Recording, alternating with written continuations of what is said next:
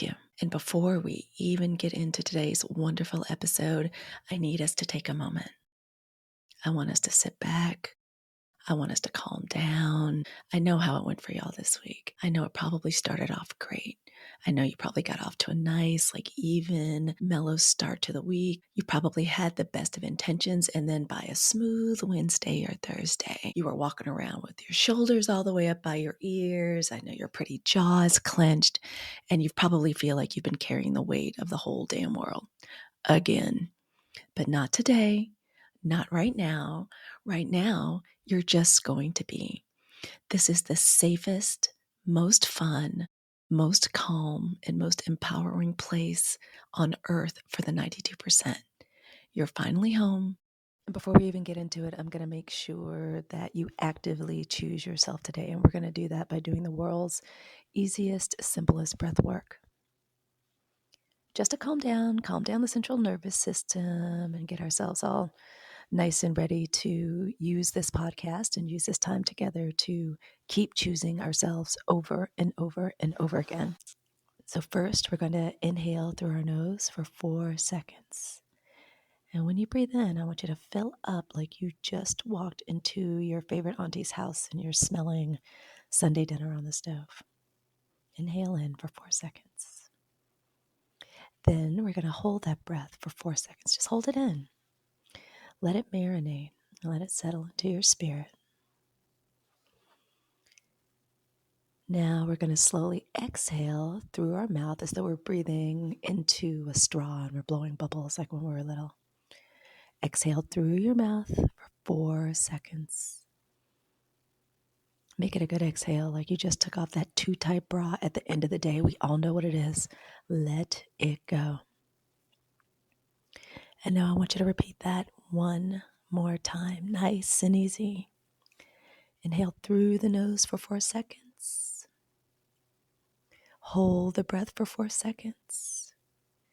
And then exhale slowly through the mouth for 6 seconds. There. We just did it. You just chose yourself. You put your own self and you put your peace first in this very moment. You deserve it. That's what this is all about. Now let's get into it here. That's what it feels like not to be the world's workhorse for just a few minutes. Just a few seconds. We're going to keep that energy today. We're going to keep it light. We're going to keep it restful and remember that it's ours. This is our time. So welcome to Hey, It's Halicue. I'm Halicue Hannah. I am a thought leader, a content creator for my beloved, the beautiful, the bold, the brilliant 92%. And today we're going to be talking about who we are. Because a lot of us are wandering around. We're wondering, who even is this? What even is this? Do I belong? Do I not belong? And I want you to know if you found your way here, yeah, you belong. You belong. We're going to talk about who the 92% is because somebody's going to ask you. I promise. And I want you to be clear and I want you to be confident in your answer. I know why you're here. You're here because you feel it too. You feel this shift, this stillness, this certainty that something is different this time. As Black women, we are done fighting for people who refuse to fight for us. And the world really is shocked right now, y'all. But here's the real question. Why didn't they see it coming? So today we're going to answer, who are the Black women who call themselves the 92%? Why did we step back from giving free labor, political labor, emotional labor, and physical labor? And for us, and most importantly, and what I really, really, really am going to be working so that you can take this away today, is why rest for us, the Black women of the 92%, it's not just personal, but it is a strategy for us over the next 4 years. And I will always be truthful with you.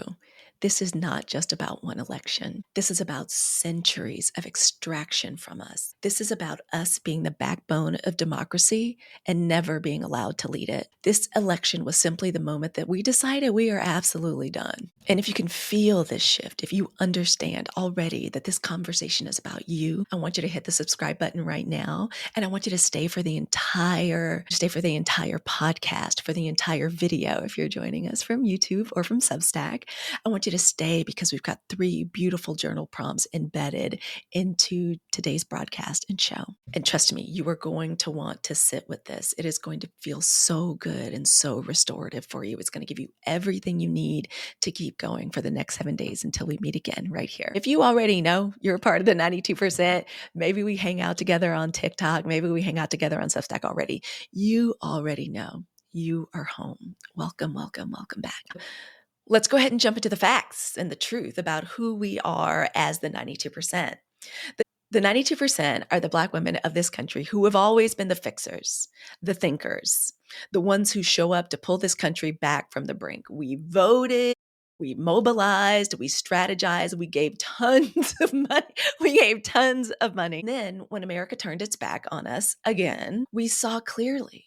We saw it clear and crystal as day that we do not owe this country our continued exhaustion. I know this because I was raised to be this woman. I was the brainy Black girl that grew up in Mississippi who was taught that if I just worked harder, if I studied longer, if I proved myself beyond a shadow of a doubt over and over and over again, twice as beautifully, twice as brilliantly, twice as 10 times as articulately as everybody else, I would finally be respected. They would finally have to give me a place at the table. And yet we've all seen that respect was something we never should have expected. Respect was never the plan. Extraction, taking from us, mining from us, harvesting our energy. That was what the plan has always been from day one of this nation. And just to be real about who we are, let's start with the part maybe everybody doesn't know, but they are certainly finding out, right? Because as so many people have said before, if this country was truly a meritocracy, Black women should and would be at the very, very, very top of the heap. We got close and we're going to get there again. But the truth of the matter is, again, if it was a meritocracy, we would be absolutely at the very top. Black women hold the highest percentage of college degrees among all racial gender groups. And do y'all know now? We know this.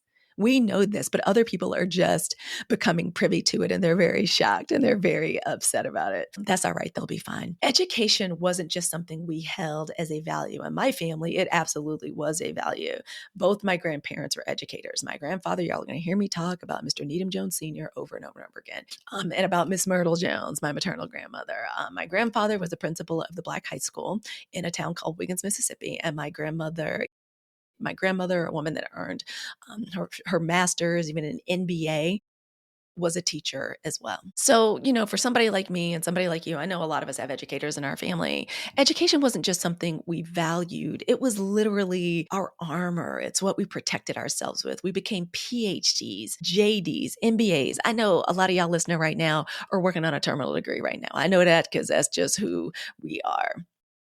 And we did all this because we knew it because they would have to call us professor. We studied to survive, and yet we are still underestimated. We're still talked over. We're still erased. And we're also, and factually, we are the fastest, and factually, statistically, Black women are the fastest growing group of entrepreneurs in this country. Black women-owned businesses grew by 50% between 2014 and 2019, more than any other demographic. Oh my goodness. And since then, on Beyonce's internet, there's so many ways for us to create our own channels, our own digital products, our own virtual businesses. I know that number has skyrocketed. Now, here's a funny story. I myself am an entrepreneur. I'm a solopreneur. I own a tarot and astrology events business. And the funny thing is, y'all are going to hear me talk about this a lot. If you're following me on TikTok, if you hang out and you subscribe here on YouTube, I want you to do that, by the way. Hit that subscribe button. And if you hang out with me on the Hey It's Halicue community on Substack, I talk about us starting businesses all the time. It's one of the reasons I want us and I want to support us pulling back, resting, regenerating, because I want us to start our own businesses. Y'all hear me say, I pray every day that I pray every day that at least one Black woman within the sound of my voice gets to leave the corporate meat grinder that just grinds up Black women, even though often we're the most productive people they have within like 100 feet of them. So I say this, I support Black women in business all the time, starting our own businesses. Although some of us, I mean, just supposed to be corporate baddies. Some of us get down there, but I really, really, really love, and I think it's important, this idea of us owning our own business, our own way to generate our own income that doesn't depend on anybody else, because nobody is as dependable as we are. And I want that dependability, our sustainability, our ability to stick with it, our ingenuity, our intelligence around entrepreneurship. I want us to focus that inward on ourselves. So I talk about it all the time, and I support it, I suggest it. But when I was a girl, when I was much younger, when I was a girl and in my early 20s, my sister and I joke about this. I said I would never be a businesswoman because my mother owned her own business. She owned her own law firm. And in addition to that, she was also an elected official, a judge. But I did watch that business, our law office, and I call it ours because I grew up in it. My father started it. My mother got it into divorce, and it's still a thriving business to this day, and it's still within my family to this day. But my goodness, to build it and to maintain it, I watched her grind herself into powder. And I'm grateful to her for that business. She built it, she carried everything. And y'all, even now, as I think about it as a little girl, y'all know my father actually had a garden in the back of that law office. There was like a little bit, maybe an acre and an acre and a half behind it. I still remember it like it was yesterday. He was very, very proud of it. I thought it was weird at the time, but now I see how beautiful it was. But when she finally got it, she knew that was the thing that was going to enable her to have some degree of liberty and freedom. And so she worked and she worked and she worked. I worked in the office, like in the front office. I grew up learning how to file, learning how to keep a desk clean, learning how to answer phones, how to take messages literally as a 9 and 10-year-old little girl when I was sick. And Lord knows I had to be so sick to even consider staying home. When I was sick, I was not at home. I was in the library of the office, which is where she kept all of her, the law books and the law journals lining the walls, where she would meet with, she had to meet with more than one client.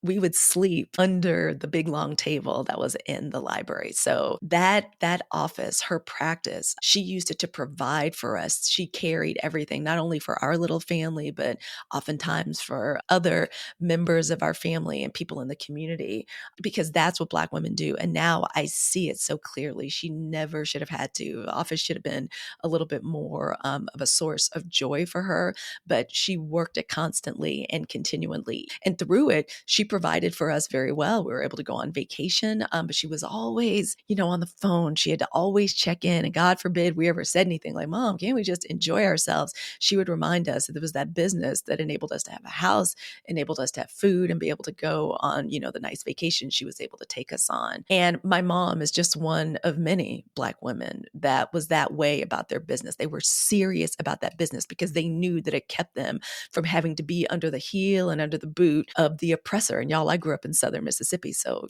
I understand now, of course, why she took it so seriously. But I said I was never going to have a business because it meant I would never be able to take a break. Like even when we're on vacation, quote unquote, my mom never got to be on vacation. And yet when it was time for a Black woman to lead this country, America said, not you.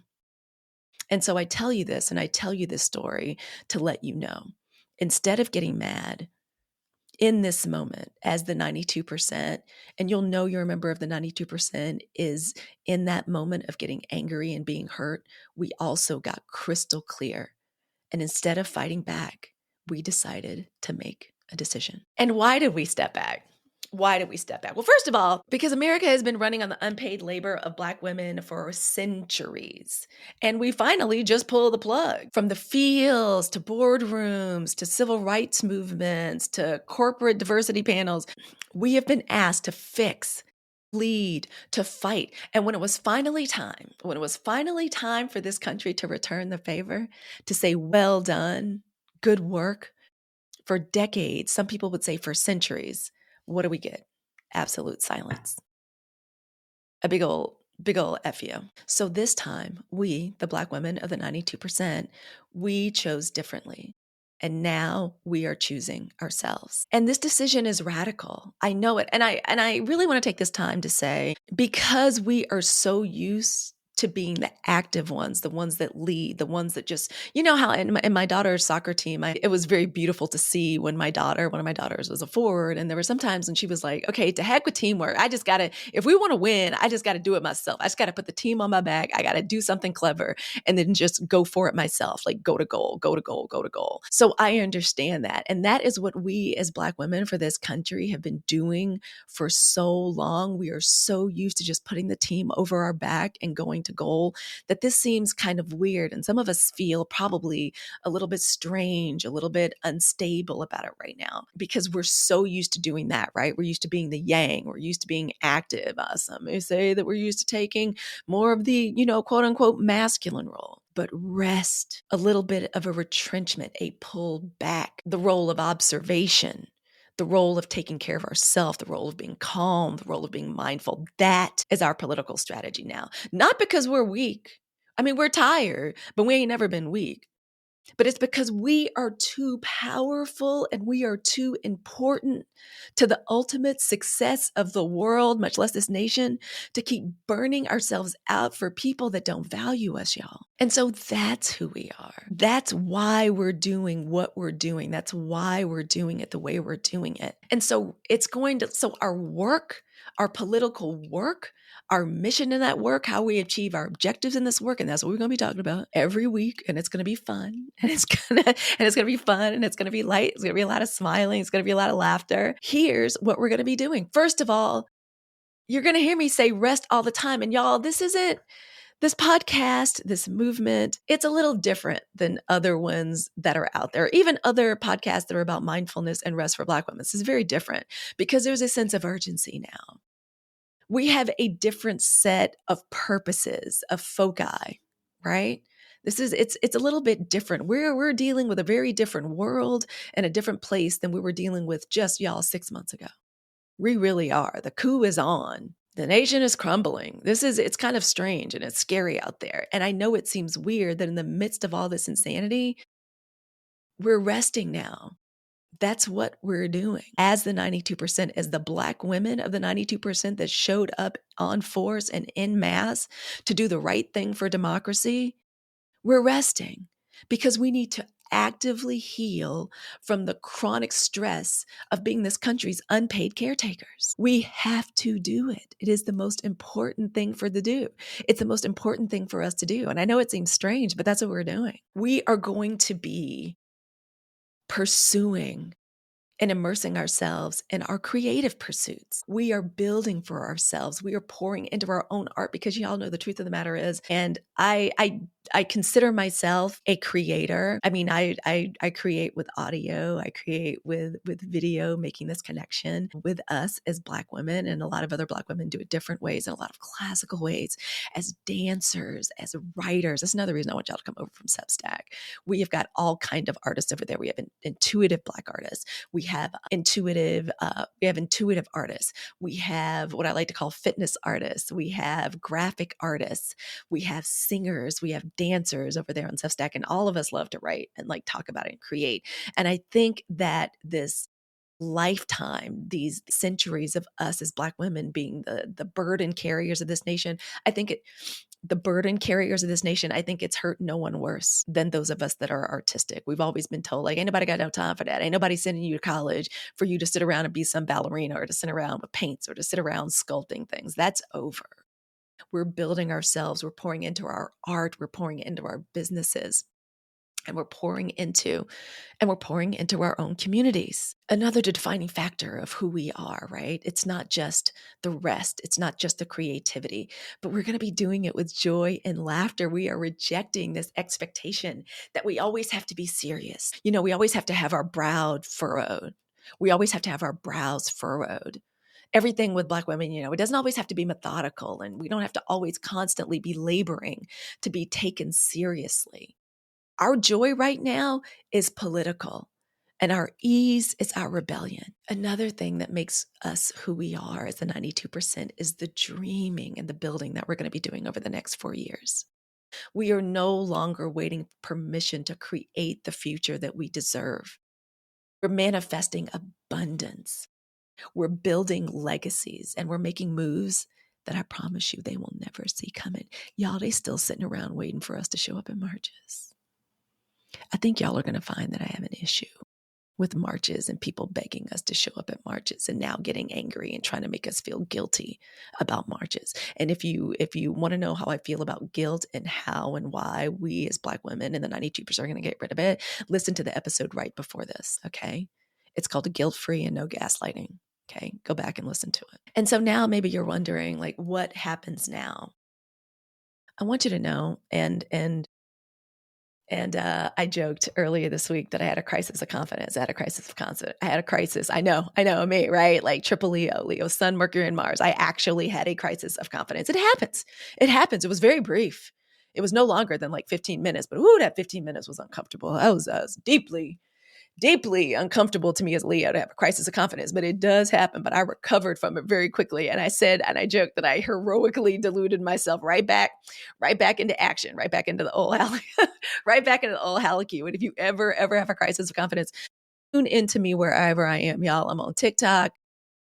I'm still on the Metabolife at occasionally Meta. I don't like being over there. I'm still on there occasionally. I'm all over TikTok. I'm here on YouTube. If you ever have a crisis of confidence, tune in to Hey, it's Halicue. I'm going to help. I'm hold your hand. I'm not even going to put a napkin in between them. Hold your hand. I'm going to help get you through it.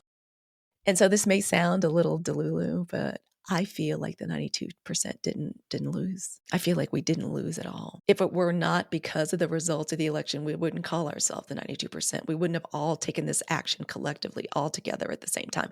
That's how I know it's magical, because we did it all together at the same time. We didn't lose. We simply stopped playing a rigged game. So y'all, we're almost to the journal prompts, but so listen, before we get into a few final thoughts, and the really juicy journal prompts we have for this week and that we're going to be talking about and we're going to be discussing over on Substack Live and on YouTube Live in the week coming up and over the weekend. I think I'm going to do it over the weekend. I want you all to go ahead right now while you're listening to me, looking at your phone. You can still listen to me while you do this. I want you to go on over to Substack and I want you to subscribe to my Substack. The link is in the show description, because this is where we strategize. This is where we connect and build this new era of rest as our rebellion together. And y'all, I say this all the time. I talk about who we are as the 92%. I like to keep us galvanized. I like to keep us laughing. I want to keep us motivated. But a lot of the juiciest and most important things we're going to be talking about over there, right? Because it's a quiet rebellion. Real gangsters move in silence, right? So Substack over there is where we're doing that. It's where we strategize, connect, and we're building this new era of rest and rebellion together. And I want you to listen to this podcast. Hey, it's Halicue, because these conversations are too important to only happen once. And I also say, and the reason I call it Hey, it's Halicue is because every time you hear my voice, I want you to get ready to calm down. To calm down that central nervous system, to relax the muscles in your shoulders and your upper and in your lower back, right? To kind of calm that beautiful place right here where our third eye sits, to unclench that beautiful, beautiful, beautiful, strong jaw of yours, all right? And I want you to follow me here on YouTube as well. Subscribe, because I'm going to be here breaking all of this down every single step of the way. And there's so many ways for you to support this movement if after hearing all this you realize maybe you're not a member of the 92%. I mean, you may very much align with and be interested in our cause. And if you support the rest and the regeneration of Black women, if you're not trying to extract from us, if you're interested in building us up, supporting us financially, supporting Black women and our rest, hey, you belong. Listen to this podcast, listen to it over and over, share the video with every single Black woman you know, letting her know that you support her rest and her regeneration. You may not understand it. You may not necessarily be able to participate, but you can participate in the way that would help us the best if you're truly interested in helping. Okay? Support the work that we create from this movement. Support Black women in their education. Support them in their businesses. And now let's get into our journal prompts. I love this. I think of journaling, and I also like to use different tools like oracle cards, even tarot cards, to help me heal and to help me process, to help me be creative, to help me think strategically and a lot of times creatively, and as they say, out of the box. So here are our journal prompts. I want you to really get into them. First of all, where am I still laboring for others at my own expense? Where in my life am I still laboring for others at my own expense? And I know y'all still doing this because we do it naturally. We have been doing it for so long. I catch myself in the act of doing it all the time, going that extra mile, doing that extra nice thing, smiling when we don't want to smile just because we don't want people to be intimidated by us, right?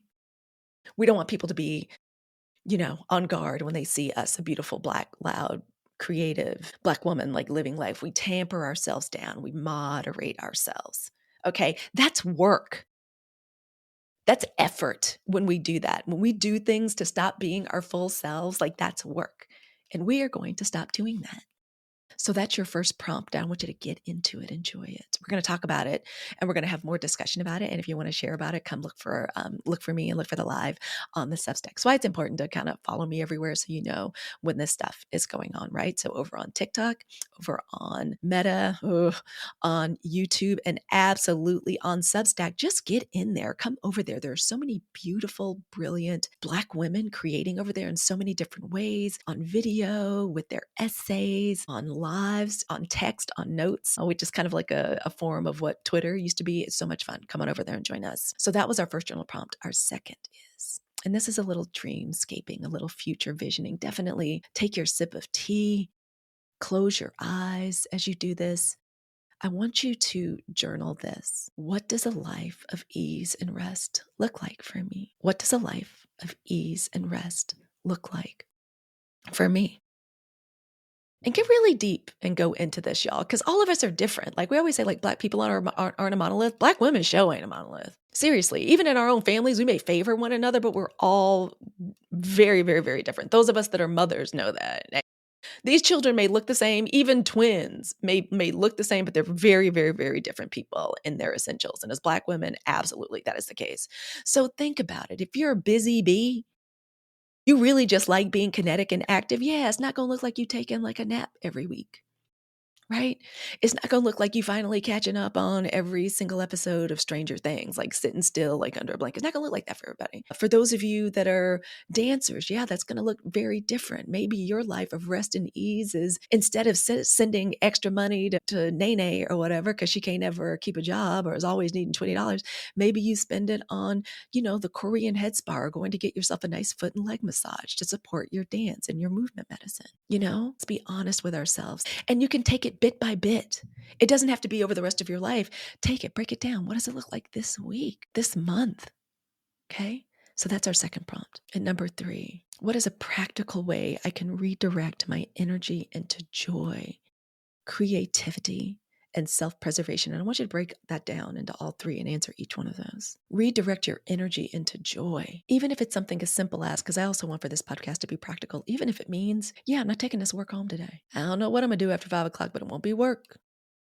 It won't be doing something to get ahead the next day, just not doing that no more. It might be taking 15 minutes into like let's take self-preservation. How can I redirect my energy into self-preservation? Say you are interested in starting your own business where you control your own time. You've been looking into something like court reporting. Court reporting, I don't know if y'all know this, like it pays very well and you can train to become a court reporter, and then you set your own hours, or maybe you work for an agency, but where you set your own schedule. So maybe that's self-preservation for you. So that's how this journaling prompt can work for you. How can I redirect my energy into self-preservation in just researching next thing that can help me start my own business and help me own more of my own time? So those are our 3 journal prompts this week. Oh my gosh, get into those. Really, really, really enjoy those. And so just to begin to put a period on the end of this sentence, y'all, who are we, the 92%? We're not just some statistic, even though it's a really beautiful, very cute, smart, brainy statistic, like 92%. Like, y'all, that's an A everywhere. And if there's one thing we're good at doing, we're good at studying and we're good at getting the A, right? Am I right? Am I right? Am I right? Oh my gosh, I'm still like aglow from Hillman Talk. And if y'all don't know what Hillman Talk, look it up. Apparently, Hillman Talk is even on Netflix now. Oh my goodness. Basically, Hillman Talk is like this online university that Black women just kind of started out of nothing, on nowhere, just because we have decided, again, collectively, we're taking a step back and we're resting. What's the first thing we do? We decide to bond intellectually, and we start basically a free online university. So that's why I always like to bring up and us studying and us intellectually bonding. We are smarty pants as Black women. But again, like the 92% is not just a statistic, it's a movement. It is a declaration. It is a seismic shift that says the world no longer has any choice but to notice. Have y'all noticed that? That since we removed our energy, how everyone is checking and looking for us to the point that they're very angry. Black women, the 92%, we have been the backbone of democracy, the moral compass of justice, the architects of every major cultural and political movement in this country. And now we're making a different choice. We're choosing to rest. We are choosing to heal. We are choosing to create. We're choosing to build, live fully, unapologetically on our own terms. And so if you are a Black woman feeling this shift, you are part of the 92%. You are absolutely not alone. The 92% is here. We are here. We see you. We support you. So go ahead and claim it. When you hear 92% and when you hear, hey, it's Halicue, just know that we are building spaces where your rest is sacred. It is sacred. I say this, and it is not to upset us. It is to remind us why this is ours. This is our divine right to rest and restore and to regenerate. You all, they used to use us to breed a work for. Now's the time for that square breathing after I say that. Okay, let's just take a moment. Take a deep breath in 4 seconds. I'm going to hold it for 4 seconds. I'm going to breathe it out for 4 seconds. All right, we needed that moment because that was heavy, but it's true. We got to take that time. I'm going to help y'all take that time. That's what I'm here for. And I want you to know, when you hear the 92%, just know we are building spaces where your rest is sacred, your joy is prioritized, and your brilliance is nurtured. We are here for you, baby. We are here together in sisterhood as a collective. And again, if you are not a Black woman, but you recognize the necessity of this movement, even though it probably hurts a little bit. I know it hurts. I know y'all want to keep doing group projects, but we're not doing group projects no more, because if there's anything Black women know, it is that the definition of insanity is doing things over and over and over the exact same way and expecting some different result. We're not crazy. I know it may sting a little bit. It may feel a little bit weird, but if you know and you recognize and you understand the necessity of this movement, of the 92%, your role is very simple. If you truly want to call yourself an ally, respect it, support it financially, and amplify it. We are not angry. Some of us are angry. It's okay. We get to be angry. We get to live this full human experience. But at this point, y'all, we're not bitter. We are simply free. And I would say it's time to say goodbye, but I'm never going to say goodbye to y'all. Y'all can literally see me like in less than 24 hours. I'm going to be going live on Substack. So get over there. I want you to join the Substack. I also go live on TikTok to chat a little bit and talk a little bit pre and a little bit post podcast recording, because it generates so much energy and I want to share that energy with you. I love y'all. I am here for us. I hope after this episode, you know exactly who the 92% are, how we became the 92%, what our mission is moving forward. I hope you enjoy the journaling prompts. Get into them, especially if and when you find yourself saying, like, when am I even going to have any time for myself? Girl, go back and re-listen to these journal prompts again, okay? Maybe I'll write them down and I'll put them down in the description. Go back, take some time with them. Just take 5 minutes. And if you don't even have time to get together pen and paper, just go into some private, quiet space, even if it's in your car during your lunch hour. And just listen to them. Allow yourself to kind of close your eyes and imagine what that would be like. Say it out loud. Say you're journaling out loud when you're in the shower. Some of us don't necessarily need to write something down. We need to speak it. Like somebody like me, I'm a yapper. Like that's the way I need to do it. Use it. This podcast is your resource. And if you need to talk about it, you need to be in community, come on over to Substack. Find me in one of these lives. Let's talk. Let's get into community. Let's have some dialogue with one another. I am here for us. And so listen, until we see each other again, I want you to know that our rest is sacred and divine. We deserve it. This movement, the movement of Black women in the 92%, this is not just soft life for Black girl. I mean, yay, a lot of us are taking that route. And if that's how we got to ease into it, cool. But this is a little bit more than just rest, soft life, meditation. No, there's a reason behind it. We have something so much bigger and so much greater coming. We are the blueprint. We are the truth. And we are going to be integral into the success of this planet, not just this nation, but not for the next 4 years. The next 4 years, we are getting strong. We are getting healed. We are resting with intention, with purpose, for real this time. Ain't no joke. And we're doing it just as they're trying to pull us back in with the crazy news stories. Y'all's president is a stunt queen. He will do anything to pull us back into the fray, to get them clicks, to get them likes. And we are going to deny that entire structure. That we're denying everybody that you don't get to use us in this attention economy, okay? Unless it's coming to our channels to hear us and what we got to say, our podcasts, our YouTube channels, our Substacks. We're not doing that. We're not participating. We're removing our energy respectfully, and we're taking care of ourselves. And this podcast is here. I am here. Hey, it's Halicue is here to remind you to keep choosing yourself over and over and over again. All the love in my heart to the beautiful, the bold, the brilliant Black women of the 92%, and to our allies and the people that support us. And to everybody else, I want you to have the day that you voted for.